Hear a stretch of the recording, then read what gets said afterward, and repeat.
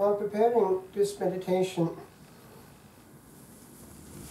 one bit of information came to me by chance.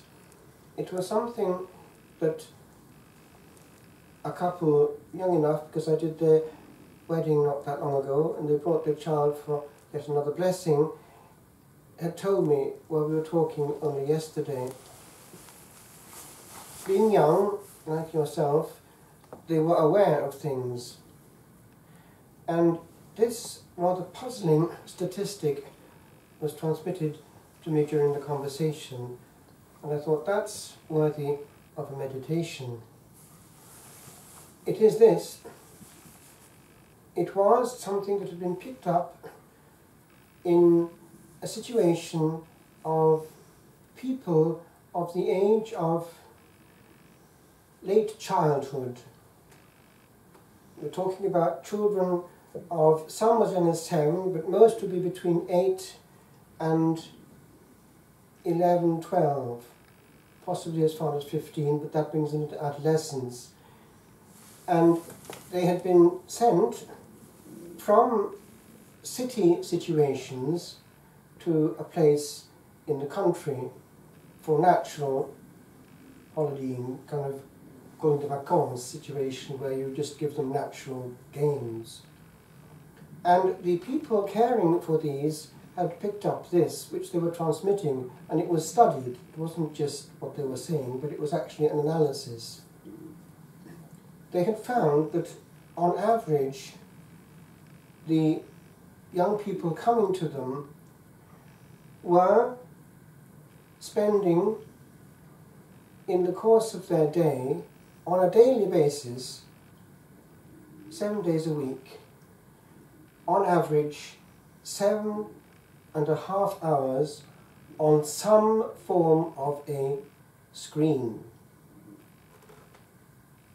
Now, it was quite normal for them, because it was only when they got to this new situation that they had been hit by this alternative of life without a screen. Initially, it wasn't that easy to, as it were, get them into their stage after withdrawal, where the reality was changing focus. Later in the conversation, it came out on a higher level into the adult world. And this person, who knows what he's talking about, being a professional man, was coming out with this analysis. Many professions in our time entail a whole working day, in practice, looking at a screen. We're talking, therefore, about at least 9 to 5, with the exception of dinner hour, in that mode of looking at a screen, without talking about overtime. But then he added this. It doesn't end there, but you watch the person coming home. Where will even the free time go? And so he was coming to this inevitable conclusion.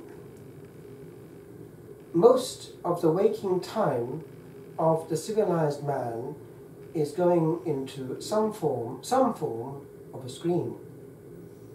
Already the children were employing the same amount of time as they would for sleep to looking at some kind of screen. Therefore, the adult is going further if he's in that mode.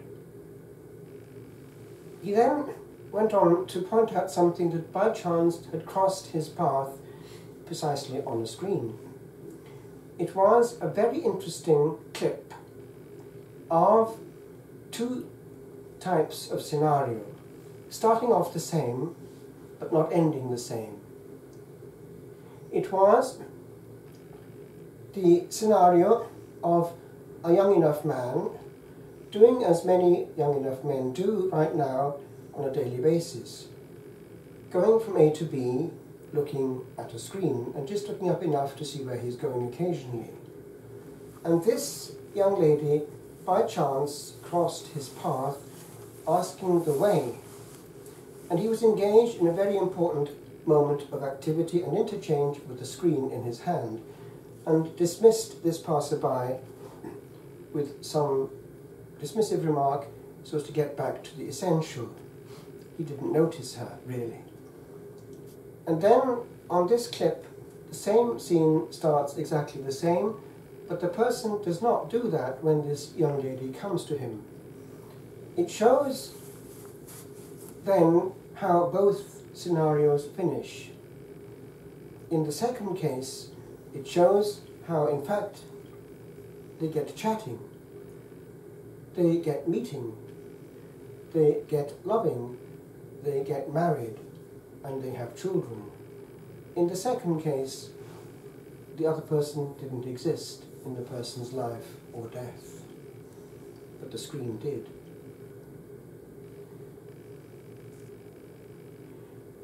I was talking not long ago to a very good teacher of English in Dublin. His pupils are all of the Leaving Cert age. He himself has a doctorate, and he's a good teacher also. He really lives for his subject, you can tell. A great man of English literature and Irish culture, fluent Irish speaker, like yourselves, I think. And he came out with this in conversation in my place. By the way, in parenthesis, I met him when I was in France a monk. He would go around France on his bicycle, and we kept in touch. Anyway, he was saying this: when teaching, it's not so simple, because teaching presumes that they actually back up what they're hearing with personal study. But what happens when they're in personal study? In practice, before they actually get down to a moment of personal study in the classical sense, I mean opening a book physically and taking it in and staying with it, they've got to say no to about 5 different screens, and he pointed out what they were. So they're being solicited. So the real focus and centre of attention and gravity is not the book at all. It's very dull compared with the other stuff.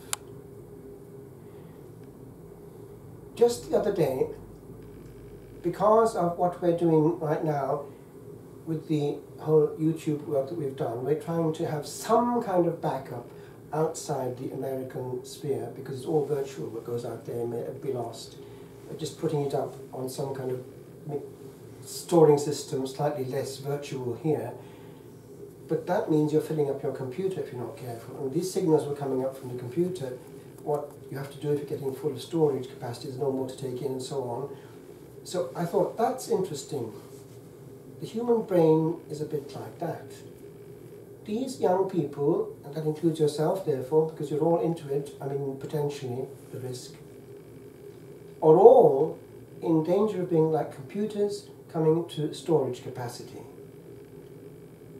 Do you not think that when it comes to study, it doesn't make a difference if there's a heavy load of messages in the brain when it comes to taking up just a simple written text and remembering it?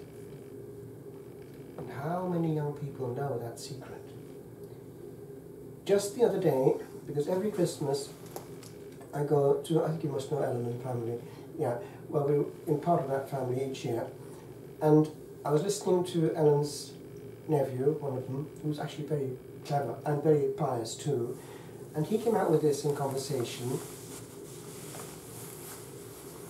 The Xbox is the reason why I didn't get a first.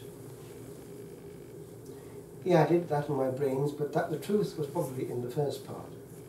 He was admitting, but he hasn't yet finished his degree, but he was getting the kind of scoring he was getting because he was brilliant. And the point was, he was admitting, and he actually said so, it's a great absorber of energy and time. Now, if you have a child, therefore, given these games, from an early age, they will be more or less focused into that screen, and that will be the way, tendentially, that the free moment will go. Observe your friends as soon as they're out of a lecture. Actually, you were telling me this, or somebody was telling me, as soon as they get out of the lecture, what do? They open up. They see the next message on the mobile phone. In other words, they might not engage with their friends at that point. The phone, and someone at a distance, is more interesting than the person right next to them. And therefore, even interaction in student life is being lost. Because I remember, in each of the times I was a student at different places, that was a big part of the parcel. Interaction. And engaging on several levels with the students around you. Very enriching, but also very demanding. And it's part of maturation. If it's not happening, the people actually on a human level are being damaged profoundly. Skills of dialogue and also mental jousting, handling someone's opinions. It's far more difficult face to face. That's how characters are formed. I just conclude all this in the context of saying goodbye within about 3 hours to 2015 and saying, hail to the mystery of a new year and its grace.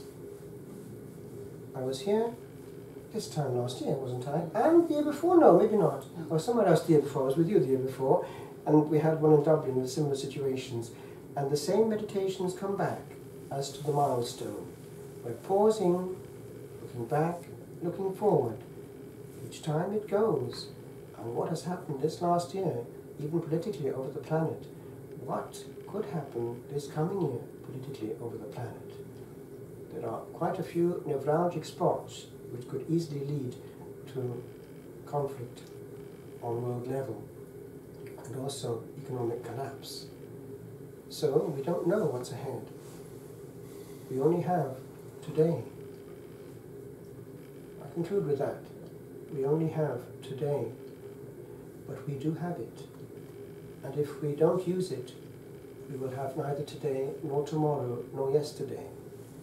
And the risk is, looking back at the end of our life, if we're young, we'll only have a virtual yesterday behind us.